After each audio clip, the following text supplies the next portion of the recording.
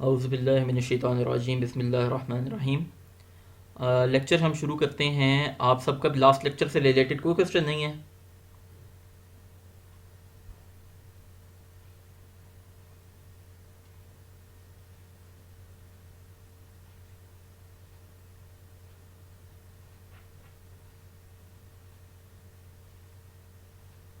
चलिए बिस्मिल्लाह करते हैं। हमने कल टेस्ट ऑफ पार्टनरशिप के अंदर ये 5 चीज़ें पढ़ी थी, जिसके अंदर हमारे पास एसोसिएशन ऑफ 2 और मोर पर्सन्स आता है, एग्रीमेंट आता है, कैरिंग ऑन बिजनेस आता है, शेयरिंग ऑफ प्रॉफिट आता है और म्यूचुअल एजेंसी आता है। कल उसके अंदर से हमने एसोसिएशन ऑफ 2 और मोर पर्सन्स पढ़ लिया था और उसकी एग्जाम्पल्स 2 और एग्जाम्पल 3 ये कर ली थी हमने। गुड। आज हम आते हैं कि एग्रीमेंट, ये होता है ना, कहते हैं relationship between person who have agreed, और वो किस बात पे एग्रीमेंट होता है, उस एग्रीमेंट के अंदर क्या क्या कुछ लिखा होता है और क्या क्या कुछ लिखा नहीं होता तब भी वो शामिल होता है। इस तरह की चीज़ें आती हैं।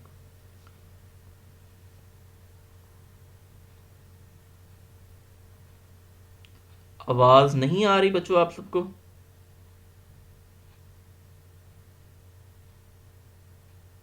जवेरिया आप रिकनेक्ट करके देखो।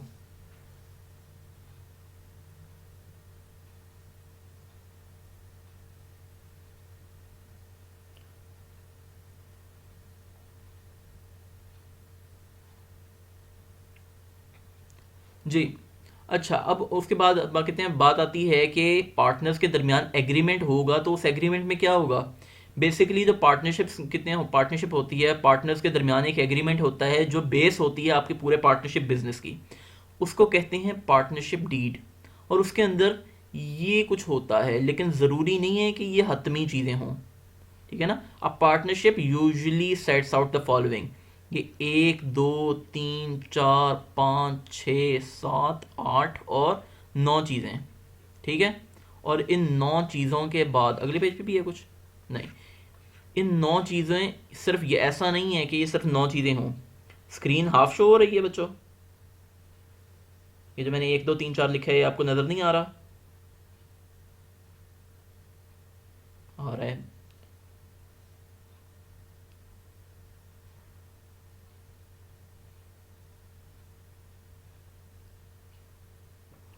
तो आप रिकनेक्ट करके देखो शायद। अच्छा, तो ये 8 कितने 9 चीज़ें हैं, लेकिन ज़रूरी नहीं है कि ये फाइनल लिस्ट हो, इससे ज़्यादा कुछ नहीं हो सकता। इससे कितने ज़्यादा भी चीज़ें हो सकती हैं। लेकिन ये 9 चीज़ें उसने किस लिए दी हैं आपको? ताकि वो किसी भी वक्त आपको एमसीक्यूज के अंदर पूछ ले। ठीक है ना। एक ये, और कंपनी लॉ कौन कौन पढ़े आप में से?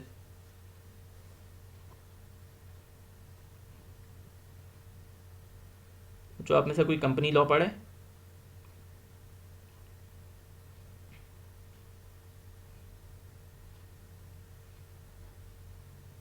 अच्छा, कोई भी कंपनी लॉ नहीं पढ़ा। वहां पे एक होती है चीज़, सेक्शन 42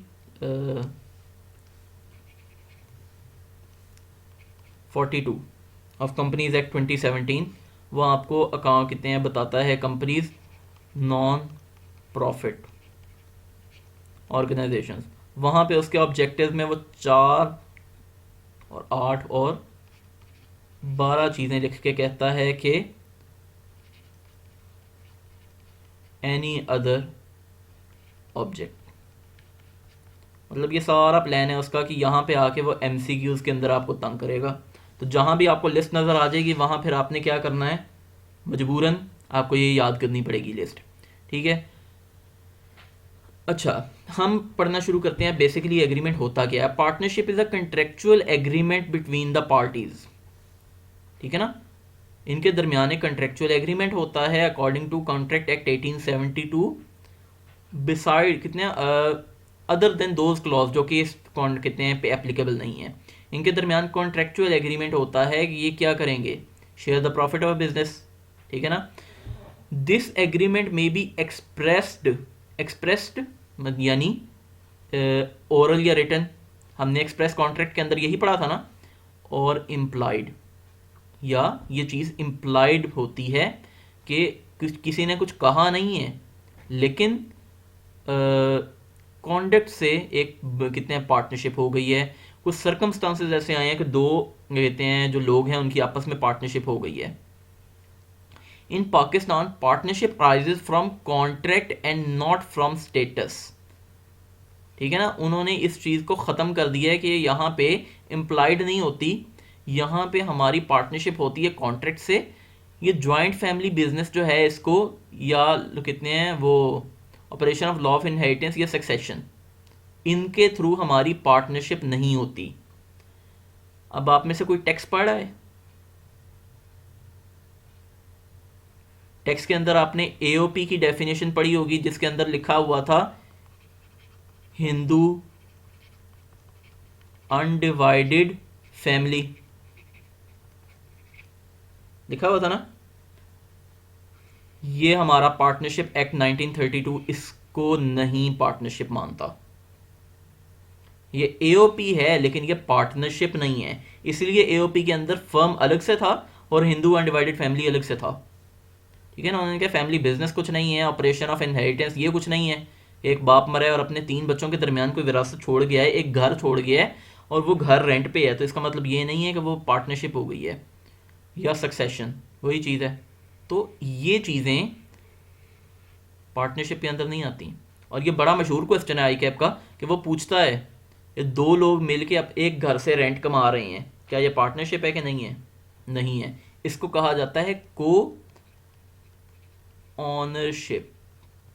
ये क्या होती है ये हम इससे कहते हैं मैं पढ़ेंगे। यहां तक आपको ये 3 लाइनें क्लियर हो गई हैं।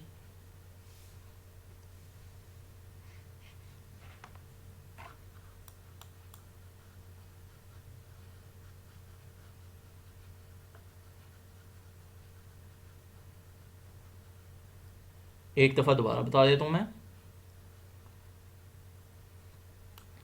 मैं आपसे ये कह रहा हूं कि एक जो कहते हैं एग्रीमेंट होता है, ये एग्रीमेंट होता है under the rules of contract act 1872। Contractual agreement होता है इन पार्टनर्स के दरमियान जिसके थ्रू ये क्या डिसाइड करते हैं कि ये बिजनेस करेंगे। और ठीक है, और वो कॉन्ट्रैक्ट जो है या तो रिटर्न भी हो सकता है या ओरल हो सकता है। ठीक है ना, एक्सप्रेस कॉन्ट्रैक्ट हमने ये पढ़ा था ना, जो कि रिटर्न भी हो सकता है या ओरल भी हो सकता है। तो ये हो सकता है और इम्प्लाइड भी हो सकता है कि स्टेटस के सर्कमस्टांसेस से। और इस एग्रीमेंट को क्या कहते हैं? पार्टनरशिप डीड कहते हैं। क्लियर है? और पाकिस्तान में पार्टनरशिप जो है वो किस तरीके से बनती है? सिर्फ कॉन्ट्रेक्चुअल एग्रीमेंट यानी कॉन्ट्रैक्ट से बनती है, स्टेटस से नहीं बनती। यानी आपकी अगर जॉइंट फैमिली यार वो फैमिली बिजनेस है कोई, तो वो पार्टनरशिप नहीं होगा। ठीक है ना, वो एक बिजनेस होगा। ऑपरेशन ऑफ लॉ ऑफ कितने operation of law inheritance, inheritance के तहत या सक्सेशन, ये भी सेम चीज होती है। ठीक है ना, सक्सेशन और इनहेरिटेंस सेम चीजें होती हैं। विरासत में किसी को कुछ मिला है, या सक्सेशन भी यही चीज होती है कि एक बंदा मर जाए और उसकी कहते हैं बच्चों को कुछ मिलता है, तो वो सक्सेशन होती है। तो इन दोनों के तहत अगर आपको कुछ मिला है और आप उससे कर रहे हैं, जैसे कि कितने एक बाप मर गया है, उसकी ज़मीन 2 बच्चों के कितने पास है और वहां से रेंट आता है, तो वो इन कितने पार्टनरशिप बिजनेस नहीं है। क्लियर हो गई है अब ये बात आपको सारी? आना सुन रहे हैं? चलिए, अब पार्टनरशिप डीड के अंदर क्या क्या चीज़ें लिखी होती हैं? फर्म नेम, लॉजिक बनती है कि आपने अगर एक फर्म बनानी है तो उसका नाम आपने पहले से डिसाइड करना किया होना चाहिए। ठीक है ना। प्लेस एंड कितने प्लेस के प्रिंसिपल प्लेस ऑफ बिजनेस, कहाँ पे आपका ऑफिस हो, कहाँ पे सारे पार्टनर बैठ के काम करेंगे, वो जगह। ठीक है ना, या अगर एक से ज़्यादा ऑफिस बनाना है तो हेड ऑफिस आपने कहाँ रखना है, वो जगह। Name of other places where the firm कितने कैरीज इट्स बिजनेस, अगर आपने ज़्यादा कितने ब्रांचेस बनानी है तो हेड ऑफिस की भी जगह कितने एड्रेस लिखा होना चाहिए और बाकी ऑफिस का भी जगह होना चाहिए, कितने एड्रेस होना चाहिए। ठीक है। The date when the partners join the firm, किस डेट को आपकी ये फर्म में एक पार्टनर, देखें ए बी सी फर्म थी। ठीक है ना, अब इसके अंदर अगर डी आया है, डी इस फर्म के अंदर आया, तो ये फर्म ए बी सी नहीं रही, ये अब A B C D firm हो गई है और इसकी ज्वाइनिंग डेट जो है वही डेट होगी इस फर्म की एग्जिस्टेंस की। ऐसा ही है ना।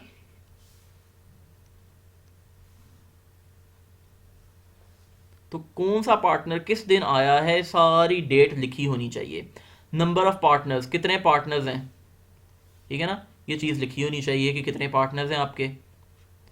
Name in full and permanent addresses of partners, A B C D का पूरा पूरा नाम और इनके घर के पता भी, कितने घर के पता भी होना चाहिए, ठीक है। नेम तो वही रहेगा ना, नहीं नेम चेंज होगा।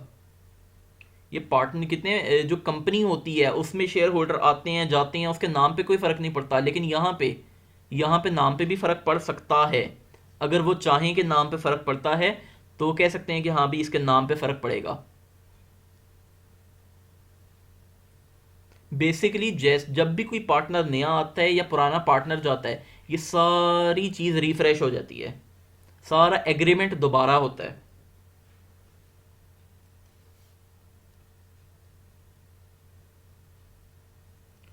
सर अगर पार्टनरी नेम पर फर्म का नेम ना हो तो कोई बात नहीं, दोबारा यही कितने कॉन्ट्रैक्ट होगा, दोबारा फर्म के नाम में वही नाम पुराने वाला लिख दिया जाएगा। हर पार्टनर की ज्वाइनिंग डेट अलग लिखी होगी या जब भी कोई पार्टनर आएगा, जब भी कोई पार्टनर आएगा तब लिखी हो सकती है, ठीक है ना।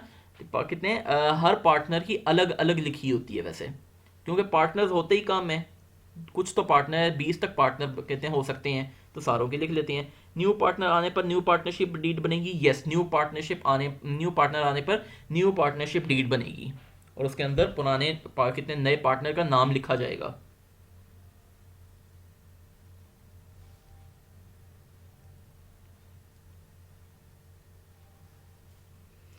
और फिर सर पहले पार्टनर की ज्वाइनिंग डेट भी चेंज हो जाएगी या वो रहनी, नहीं वो चेंज नहीं होगी, ठीक है। ए आया था फर्स्ट को, बी आया था थर्ड को, सी आया था सेवन्थ को, ठीक है ना। और इन्होंने पार्टनरशिप फर्म किस वक्त बनाई है, इन्होंने बनाई थी लेट से सेवन्थ को बनाई थी जिस दिन ये आया था, तो उस पर लिखा होगा कि ए इस पार्टनरशिप में 1 से था। फिर उसके बाद डी आता है, कब आता है 13th को, ठीक है ना।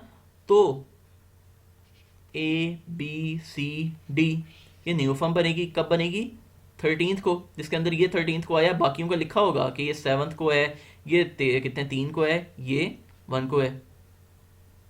ए बी सी डी फर्म कब बनी थी 13, ठीक हो गया। इसीलिए यहाँ पे ये नहीं लिखा हुआ कि पार्टनरशिप फर्म कब बनी थी, पार्टनरशिप फर्म तो चेंज होती रहती है। उसके बाद ये हमारा हो गया था duration of partnership if any, किसी ख़ास मकसद के लिए ये बनाई गई है, ये ज़लज़ले में जो लोग मुतासर हुए हैं उनके लिए बनाई गई है। तो क्या ये फॉरएवर चलनी चाहिए या जब तक ज़लज़ले के ज़दगान जो हैं वो उनकी कितने हैं उनका काम शाम पूरा नहीं हो जाता तब तक उनकी ये कितने हैं तलाफ़ी वगैरह नहीं हो जाती।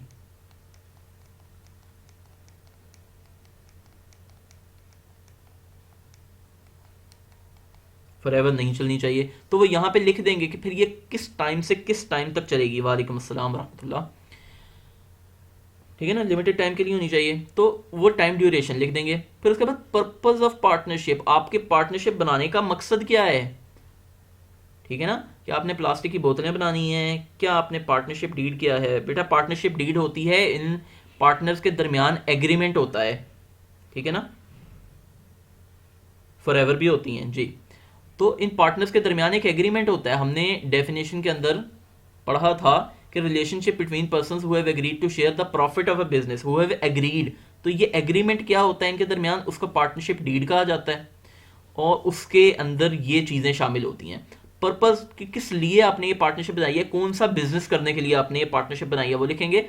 And rights and duties of partners, क्या हक है क्या जिम्मेदारी है हर पार्टनर की अलग अलग लिखी जाएगी, मतलब हर पार्टनर की अलग अलग नहीं लिखी जाएगी, वो बताएंगे कि पार्टनर्स की क्या यहाँ पे जिम्मेदारियां हैं।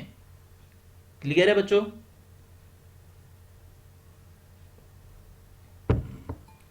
चलें आगे चलते हैं।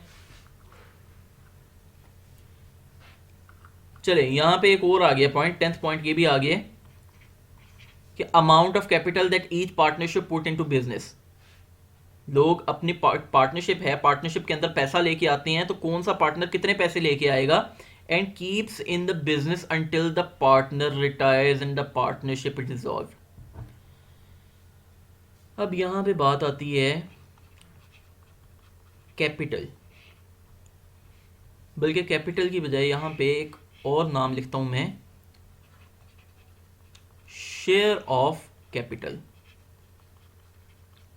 ठीक है, स्क्रीन स्टक है बच्चों?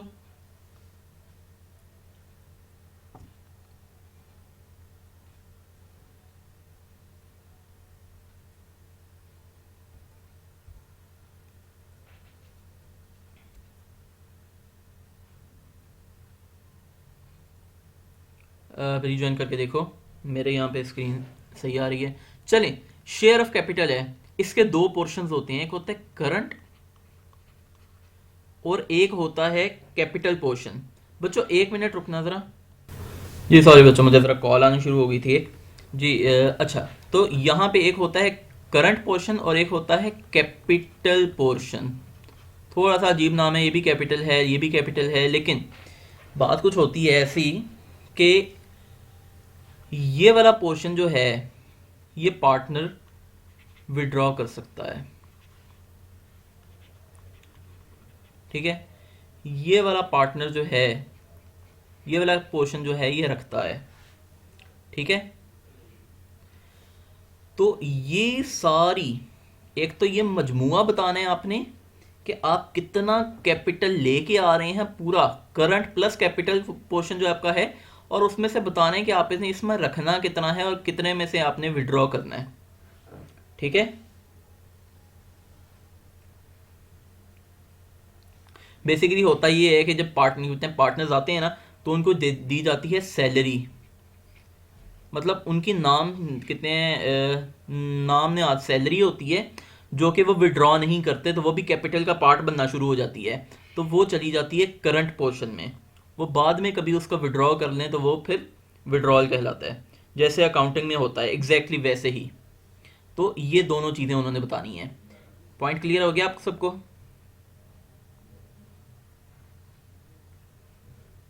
गुड। अब आते हैं, in Pakistan if partnership agreement does not specify what the rights and duties of the partners should be in a particular circumstances. है ना, अगर आपने पार्टनरशिप डीड के अंदर कुछ नहीं लिखा, ये राइट्स नहीं लिखे, वैसे तो कुछ भी नहीं लिखा, तब भी हिसाब किताब होता है एक, तो फिर क्या होता है, the rules set out of partnership act 1932 are assumed to apply. Partnership act 1932 के अंदर ना उन्होंने एक ड्राफ्ट एग्रीमेंट बनाया हुआ है।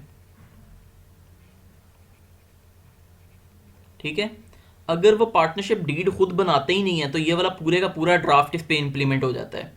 और अगर वो एक चीज़ छोड़ देते हैं, जैसे यहाँ पे वो रूल कितने हैं, राइट्स एंड ड्यूटीज छोड़ गए हैं, तो कौन सी राइट्स एंड ड्यूटीज उन पे इंप्लीमेंट हो जाएंगी, जो पार्टनरशिप एक्ट 1932 में लिख दी गई हैं। These are the default rules, ये प्री सेट रूल्स हैं in the absence of anything else. कुछ भी नहीं हुआ तो ये आपके पार्टनरशिप एक्ट ने पहले से दे दी हैं। क्लियर है ये 3 लाइनों में क्या लिखा हुआ है? This means that if a partnership exists but does not have a written agreement, अगर उनके पास एक रिटन एग्रीमेंट यानी उनकी पार्टनरशिप डीड बनी ही नहीं है, it will be assumed that the rules of the partnership agreement are those contained in the partnership act। ये मैंने आपको बताया ना कि जो ड्राफ्ट एग्रीमेंट है, अगर आपने अपना एग्रीमेंट बनाया ही नहीं है तो कौन सा एग्रीमेंट आप पे लागू होगा, जो कि पार्टनरशिप डीड के अंदर लिख दिया गया है, unless there is evidence to suggest otherwise। उन्होंने पार्टनरशिप डीड रिटन नहीं बनाई तो क्या ऑरल भी नहीं बना सकते? ऑरल बना सकते हैं ना। अगर उन्होंने एक ऑरल पार्टनरशिप डीड बनाई है तब इस पे ये हिसाब किताब नहीं होगा, लेकिन अगर इन्होंने रिटन भी नहीं बनाई और ऑरल भी नहीं बनाई, कुछ भी नहीं किया, तब ये वाला जो टेबल है, ये वाला जो पार्टनरशिप एग्रीमेंट जो उन्होंने पार्टनरशिप एक्ट में दे दिया है, यही पूरे का पूरा अप्लाई हो जाएगा इन पे। सब क्लियर है बच्चों ये आपको?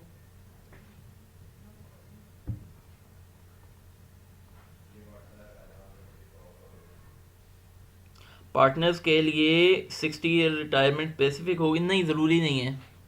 ठीक है ना, वो कभी भी रिटायर हो सकते हैं, वो हो सकता है मरते दम तक रिटायर ही ना हो। तो प्राइवेट बिजनेस होता है। इम्प्लाइड भी नहीं होगा तब भी। इम्प्लाइड बेसिकली बच्चे इस बात देखो ज़रा, इम्प्लाइड बेसिकली इन सिचुएशंस में होता है, ठीक है ना। इन सिचुएशंस में इम्प्लाइड होता है कि आपकी पार्टनरशिप है, तो ये तो वैसे ही मना कर दिए गए हैं पार्टनरशिप में, पाकिस्तान में ये चीज़ें मना हैं। उसके अलावा इम्प्लाइड जब होती हैं तो वो मानी जाएंगी, लेकिन इम्प्लाइड एक बड़ी स्पेशल सूरत हाल में होती हैं, हमेशा नहीं होती, और 100 में से एक होती है, ठीक है। ऑरल बनाई हो तो ड्राफ्ट नहीं लगेगा, यस, ऑरल बनाई हो तो ड्राफ्ट नहीं लगेगा, क्लियर है। चलें एग्जाम्पल्स पे आ जाते हैं। Azhar and Babar started a business together and share its profit, ठीक है, उन्होंने बिजनेस इतने शुरू किया और उसका प्रॉफिट भी शेयर करना शुरू कर दिया। They made a formal agreement titled partnership deed, और उसके अंदर क्या किया, included all the possible legal clauses to avoid disputes, कोई झगड़ा ख़त्म करने के लिए उन्होंने सारी जितने भी 10 पॉइंट्स जो थे वो सारे डाल दिए हैं, है ना। तो अब क्या होगा, क्या ये वैलिड पार्टनरशिप बन जाएगी? ये एक वैलिड पार्टनरशिप बन जाएगी, क्योंकि इसमें सब कुछ है। Relationship between persons who have agreed to share the profit of a business, सब कुछ आ गया। और फिर एजेंसी जो है वो इम्प्लाइड होती है। उसके बाद although there is no express agreement between them, but Arslan regularly buys old furniture and repairs it, then his cousin Faisal sells कितने furniture and they both share the profit equally. अब यहाँ पे इम्प्लाइड एग्रीमेंट आ गया है, ठीक है ना, और यहाँ पे इम्प्लाइड एग्रीमेंट के अंदर ये वाली पार्टनरशिप डीड अप्लाई हो जाएगी, ठीक है ना।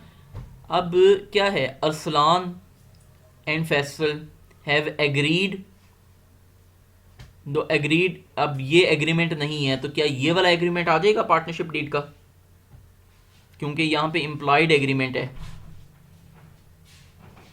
आ जाएगा।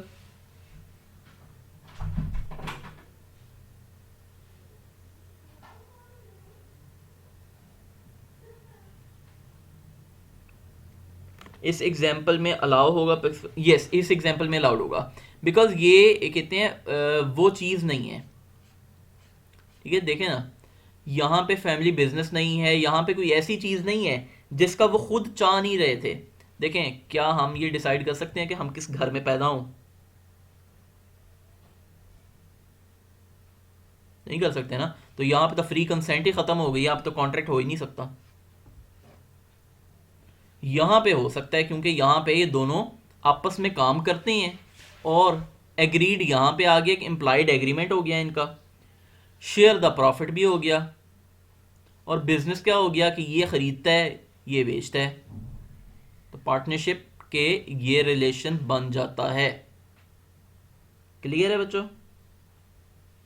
इन केस फ्रॉड, ये कितने हैं, in case of fraud enforceability लगेगी, यस लगेगी। यहाँ पे फिर ये सारा जो है, अगर आप कितने बाद में जाके अरसलान और फैसल का कोई झगड़ा हो जाता है तो कौन सॉल्व करेगा? ये वाली पार्टनरशिप डीड सॉल्व करेगी। कोई फ्रॉड होता है, कुछ भी होता है, वो पार्टनरशिप डीड जो ऊपर उन्होंने कॉन्ट्रैक्ट एक्ट में दे दी है वही करेगी सब सॉल्व इसे। क्लियर है बच्चों? ये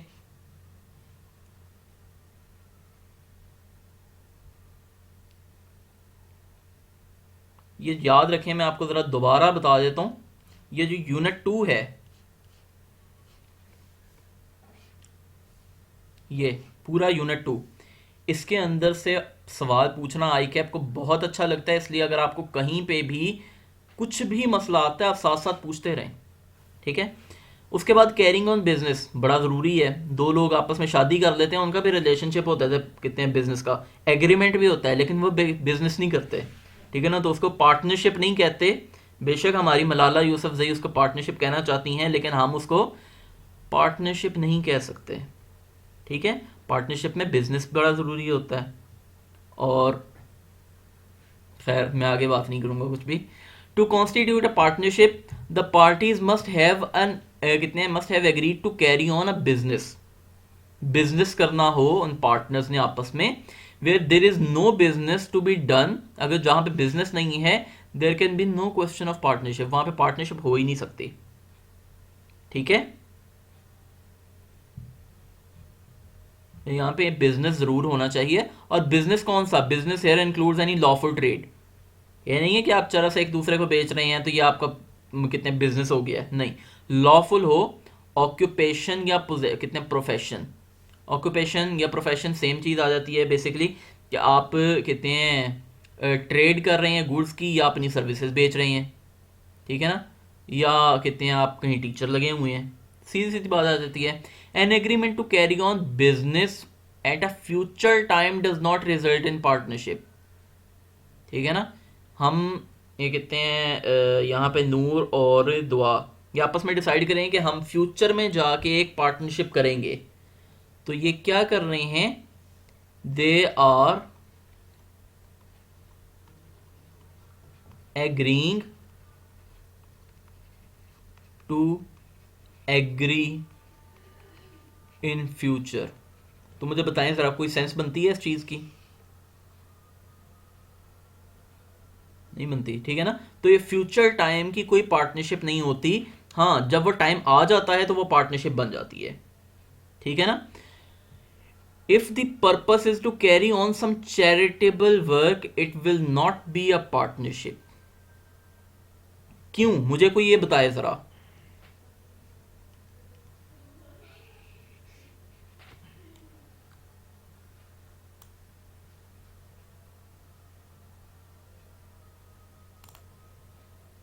क्योंकि प्रॉफिट नहीं है, एग्जैक्टली यहाँ पे फिर प्रॉफिट नहीं आता, क्योंकि चैरिटी वर्क है, चैरिटी में आप प्रॉफिट का नहीं सोचते।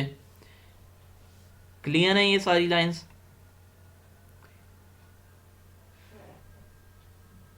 Good. Gaffar and Jabbar purchased a shop, ठीक है। Incurred additional expenses to renovate it contributing in the ratio of 50-50, 50-50 के रिजल्ट। और उसके बाद then leased out the shop on the rent, shop को उन्होंने रेंट पे दे दिया है, ठीक है। अब इन्होंने क्या किया? शॉप खरीदी है, दे इनकर्ड एडिशनल एक्सपेंसेस। यहाँ पे क्या हुआ है? The leased out which was shared equally by them, it will not be a partnership as they were co-owners and never carried out business. क्या उन्होंने इस शॉप को, इनके दरमियान रिलेशन है, ठीक है, इनके दरमियान एग्रीमेंट भी है, लेकिन क्या इनके दरमियान बिजनेस है? क्या ये बिजनेस कर रहे हैं? नहीं। एक दफ़ा शॉप को आपने लीज कर देना ये बिजनेस नहीं होता, अनलेस आप शॉप्स को रेगुलर बेसिस पे लीज करते हो।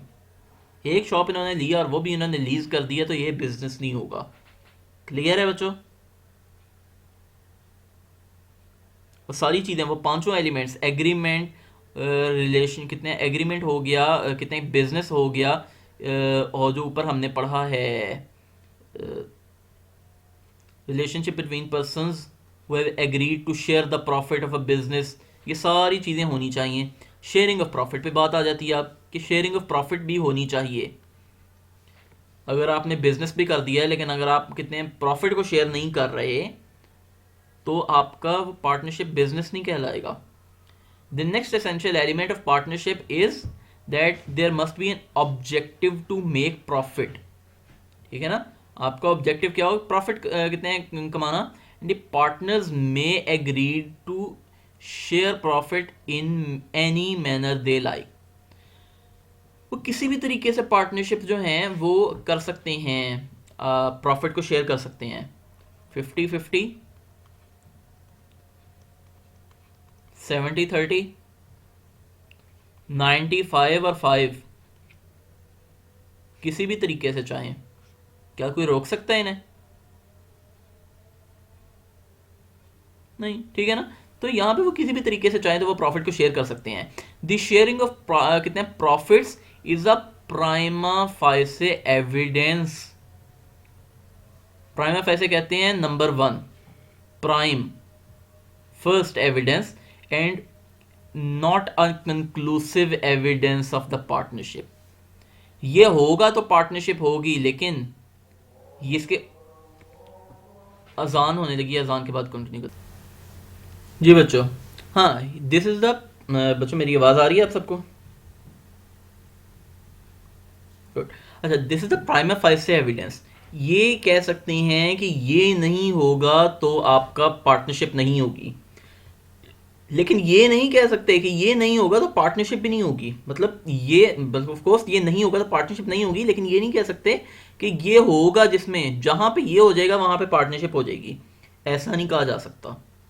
ठीक है ना, ये होना ज़रूरी है, लेकिन इसके होने से ही पार्टनरशिप नहीं बन जाती। बिकॉज ये देखें, पार्टनरशिप कितने प्रॉफिट तो यहाँ पे भी शेयर हो रहा था, लेकिन क्या ये पार्टनरशिप थी? ये होना ज़रूरी है, लेकिन इसी के होने से ही पार्टनरशिप नहीं बन जाती। It's not a conclusive evidence of the partnership. Partners may share it equally और इन एनी अदर प्रोपोर्शन। 50-50 के हिसाब से भी कर सकते हैं, किसी और प्रोपोर्शन से भी कर सकते हैं। Further, it is not necessary that a partner should agree to share loss. अब ये ज़रूरी नहीं है कि वो पार्टनर्स लॉस भी शेयर करें। क्या चीज़ ज़रूरी है? पार्टनर्स का प्रॉफिट शेयर करना ज़रूरी है, पार्टनर्स का लॉस शेयर करना ज़रूरी नहीं है। कोई एक पार्टनर कह सकता है कि मैं तो लॉस शेयर करूंगा ही नहीं। अच्छा, मुझे एक ऐसा इंसान बताएं, अच्छा एक बात बताएं, अगर एक बंदा लॉस जैसे हो रहा है, उसी का खतरा होगा ना कि वो बैंकरप्ट हो जाए। ठीक है ना, इंसॉल्वेंट होने का खतरा उसी का है जिस जो लॉस कर। मुझे एक ऐसा इंसान बताएं जो कि इंसॉल्वेंट नहीं हो सकता।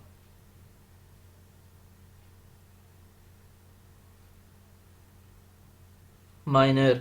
अब आपको याद है मैंने आपको बताया था कि माइनर जो है वो भी पार्टनर बन सकता है, लेकिन वो फिर लॉस शेयर नहीं करेगा, वो सिर्फ प्रॉफिट शेयर करेगा। याद आया? तो यहां पे है कि sharing of loss is not necessary, sharing of profit is necessary.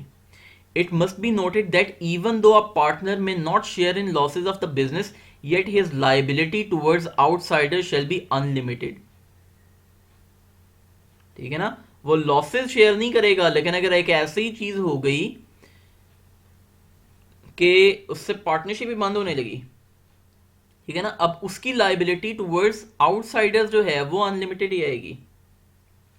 Outsiders उससे पैसे मांग सकते हैं, फर्म वाले उससे लॉस नहीं कितने रिकवर करवा सकते।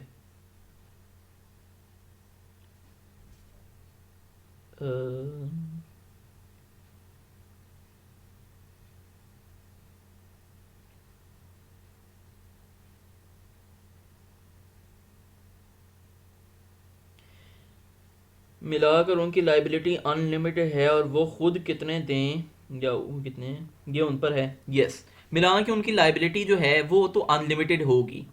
ठीक है ना, जब तक आपका क्रेडिटर जो है उसके पैसे पूरे नहीं हो जाते, इन्होंने पैसे देते रहने हैं। माइनर कितने पैसे देगा जो कि लॉस में शरीक नहीं हो रहा, वो कितने देगा, ये फिर बाकी पार्टनर्स पे है। क्यों? क्योंकि हमने एजेंसी में पढ़ा था कि अगर एक ही बंदा सारे के सारे पैसे दे देता है तो वो बाकियों से रिकवर कर सकता है। तो ये उन पे है कि वो अंदर ही अंदर क्या कुछ करते हैं। आउटसाइडर्स के लिए सबकी लाइबिलिटी अनलिमिटेड है। क्लियर है बच्चों? गुड। आ जाते हैं, अहमद एंड बाकिर दो चार्टर्ड अकाउंटेंट हैं, carried on business to on practice in common at office of Ahmad. ठीक है ना, उन्होंने अपनी चार्टर्ड अकाउंटेंसी की प्रैक्टिस जो है वो अहमद के ऑफिस में करनी शुरू की है under the name Ahmad and Baqir for a period of 7 years। ठीक है ना, क्या इनके दरमियान रिलेशन हो गया?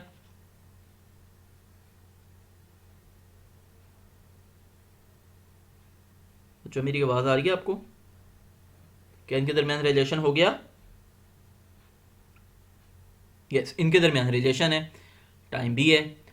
द टर्म्स ऑफ एग्रीमेंट, तो ये इसका मतलब है एग्रीमेंट भी हो गया, relationship between person who have agreed. ठीक है, एंटर इनटू अ कितने enter into between them provide that Baqir should manage the office and supervise the clerical work.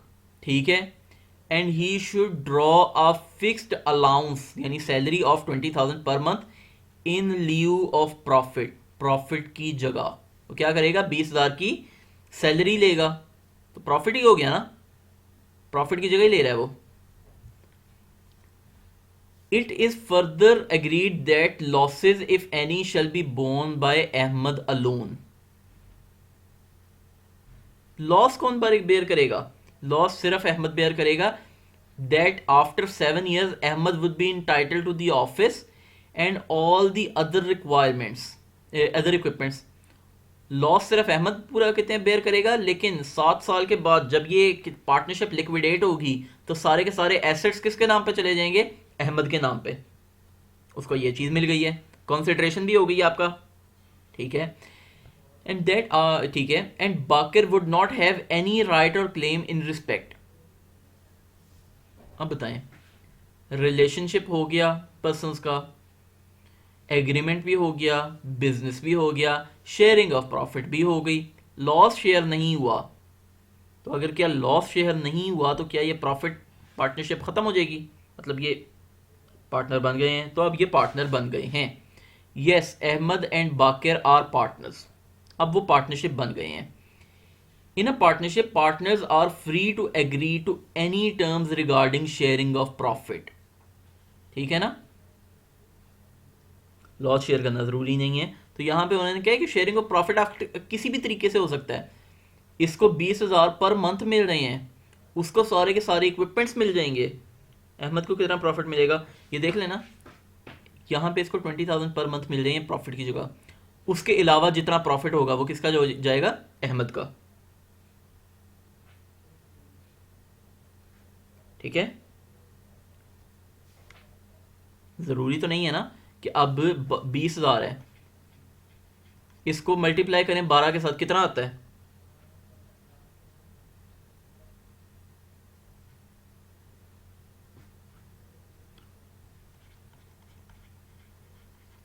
ये आएगा। बिजनेस का प्रॉफिट हुआ है 50, कितने, 5 लाख। उसके अंदर से कितने वो 2,40,000 चला गया बाकिर के पास। ठीक है ना, तो बाकी 26 लाख किसके कहते हैं, 2.6 लाख किसके पास आएगा? 2,60,000 वो आएगा अहमद के पास। ठीक है ना। अच्छा, इन पार्टनरशिप प्रॉफिट कितना, अब ये शेयरिंग ऑफ प्रॉफिट ज़रूरी है। Again sharing of loss is not necessary, not necessary. Becoming a partner so also कितने partners may agree that the dissolution of their partnership all the assets will belong to one partner only। सिर्फ एक partner को मिलेंगे उसके assets. ठीक है, example clear होती है बच्चों ये आपको?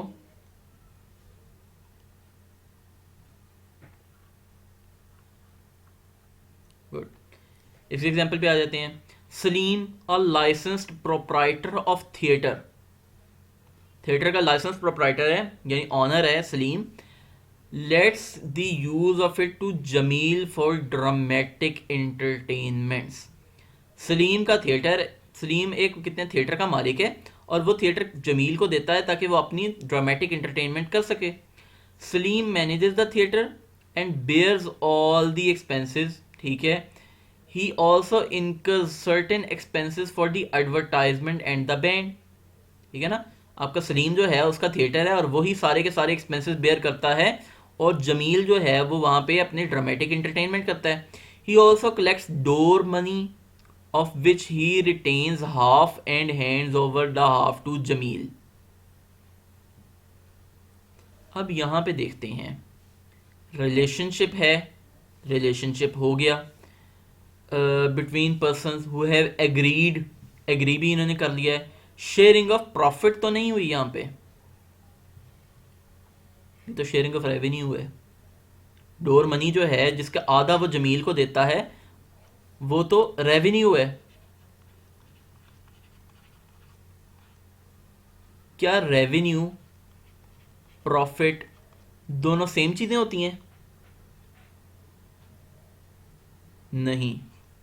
ठीक है ना, ये शेयरिंग ऑफ रेवेन्यू है, शेयरिंग ऑफ प्रॉफिट नहीं है। तो यहां पे पार्टनरशिप नहीं होगी, as Jamil and Salim are sharing revenues and not profits.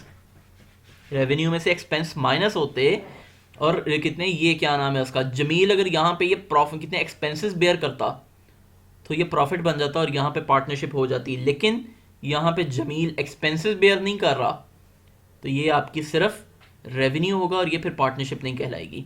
Clear है बच्चों आपको ये सब कुछ?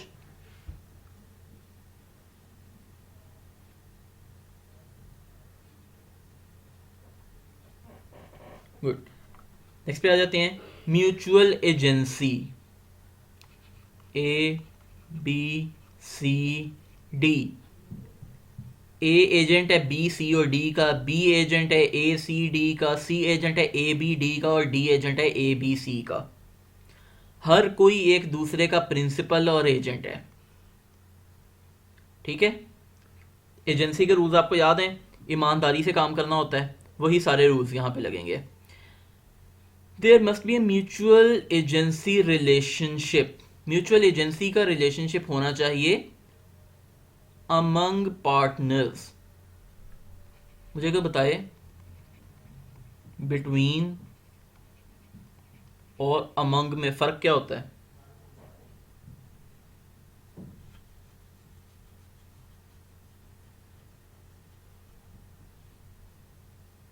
बिटवीन दो में और अमंग बहुत सारे में, ठीक है ना। तो आपने ये बात याद रखनी है, आपकी पार्टनरशिप में मैक्सिमम दो बंदे नहीं होते, मिनिमम दो बंदे होते हैं। आपने जब भी इन जनरल अगर वर्ड यूज़ करना है ना, जेनेरिक, तो आपने अमंग यूज़ करना है, ठीक है ना, क्योंकि पार्टनरशिप में दो से ज़्यादा लोग भी हो सकते हैं। तो अमंग पार्टनर्स क्या होता है, एक म्यूचुअल एजेंसी का रिलेशन होता है। और mutual agency relation means that each partner is both agent and principal. Agent भी है बंदा, वही प्रिंसिपल भी है। And each partner is an agent in the sense that he has the capacity to bind other partners by his act done. क्या मतलब है इसका, थोड़ा सा मैं इधर आ जाता हूं।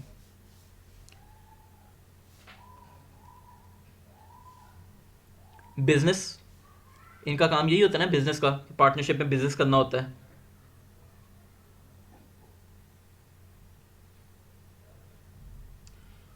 लेट से पाकीज़ा और आमना, इन दोनों की पार्टनरशिप है,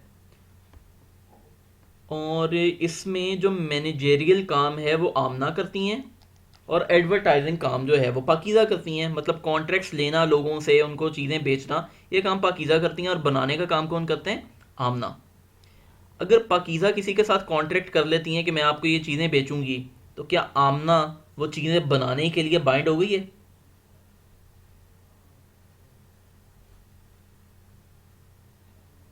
गुड। तो यहां पे इस किस्म की चीज म्यूचुअल है कि आपकी एजेंसी, आपका एक बंद कितने पार्टनर का एक्ट जो है वो दूसरे को बाइंड कर सकता है। ये कुछ लाइंस आपको क्लियर हो गई हैं? उसके बाद वो कहता है कुछ इंपॉर्टेंट पॉइंट्स है, two important features of partnership need to be understood, कि पार्टनरशिप कितने हैं, does not have a legal personality. आपको याद है मैंने आपको बताया था कंपनी अलग है, कंपनी के ऑनर्स अलग हैं, लेकिन पार्टनरशिप और पार्टनरशिप के पार्टनर्स जो हैं ये दोनों की एक ही हैसियत है, इनकी सेपरेट लीगल एंटिटी नहीं होती। Unlike a company it is not a legal person, ठीक है ना, लीगल पर्सन नहीं है। A third party entering into a business transaction with a partnership does not have a contractual agreement with the partnership. इसी को ले लेते हैं ई, ठीक है ना।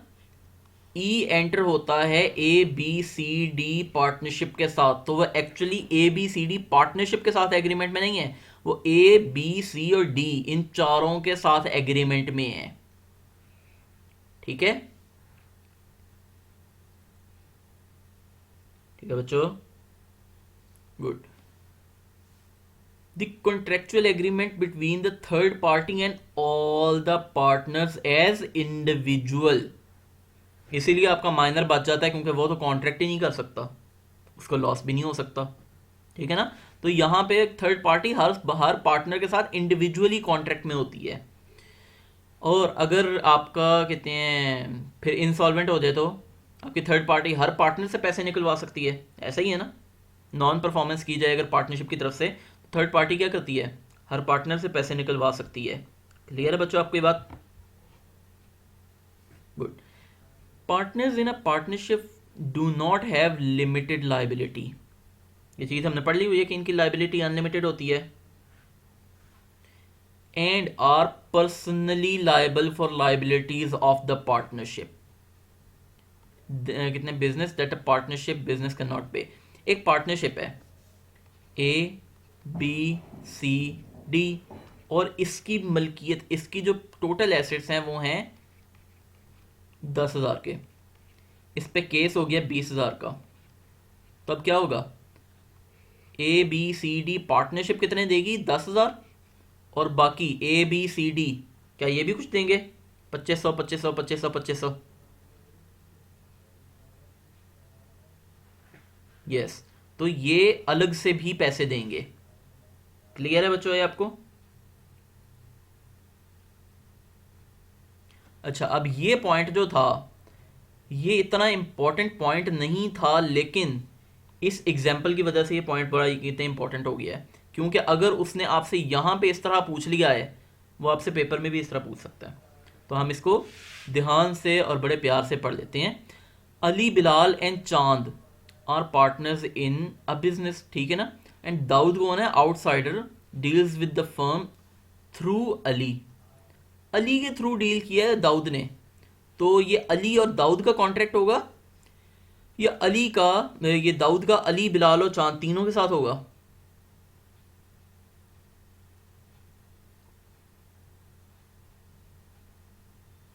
तीनों के साथ होगा, ठीक है ना। अली यहाँ पे प्रिंसिपल है, बल्कि अली यहाँ पे एजेंट है, ठीक है ना, और ये दोनों प्रिंसिपल हैं, और अली ने खुद कॉन्ट्रैक्ट करके, यहाँ पे इन्होंने प्रिंसिपल लिख दिया, एजेंट लिखना चाहिए था इसे, लेकिन यहाँ पे अली एजेंट है, और इस एजेंट की बेस पे बिलाल और चांद भी इस कॉन्ट्रैक्ट में बाइंड हो गई हैं। But as between Ali Bilal and Chand, Ali is also an agent, ठीक है, उन्होंने यहाँ नीचे लिख दी है बात, ठीक है ना, कि अली जो है ही इज एन एजेंट, और वो किसके बिहाफ पे यहाँ पे कॉन्ट्रैक्ट करे, बिलाल और चांद के भी, तो तीनों पकड़े गए हैं इस कॉन्ट्रैक्ट में। As such Ali Bilal and Chand can all sue Dawood. Ali Bilal और चांद जो हैं वो तीनों दाऊद पे केस कर सकते हैं, अकेले नहीं कर सकते। याद है आपको, प्रॉमिस ही कैन नॉट, वो ज्वाइंटली करता है। Dawood can also sue Ali Bilal and Chand, ठीक है ना, वो इनमें से किसी पे भी केस कर सकता है और तीनों पे भी केस कर सकता है। Furthermore Ali is accountable to Bilal and Chand because he is an agent of Bilal and Chand. देखें, यहाँ पे एक कॉन्ट्रैक्ट था, लोग दाऊद के साथ कॉन्ट्रैक्ट करना ही नहीं चाह रहे थे बिकॉज ये फराडिया है, ठीक है ना। अब अली बेचारे ने इसके साथ कॉन्ट्रैक्ट कर लिया, क्या इसने गलत किया?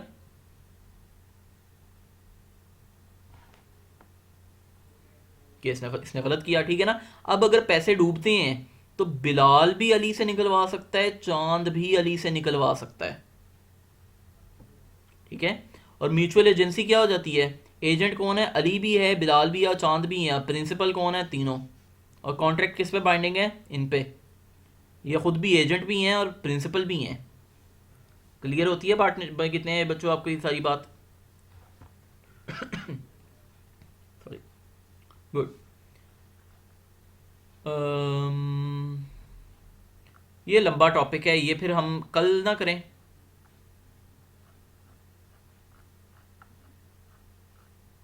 ये नॉट अ पार्टनरशिप जो है, यस यस, कल करते हैं, बड़ी जल्दी बच्चों को, कल करते हैं। Joint and common interest of a कहते हैं प्रॉपर्टी, ये बहुत ट्रिकी कॉन्सेप्ट है, ठीक है, इसको आपने समझना है। और क्या चीज़ पार्टनरशिप नहीं होती, पार्टनरशिप और को ओनरशिप, इसके दरमियान का डिफरेंस आई कैप किसी भी वक्त पूछ सकता है आपसे, ठीक है ना। तो ये हमने इंशाल्लाह कल करना है, और कल हमने बहुत ध्यान से करना है, ठीक है बच्चों।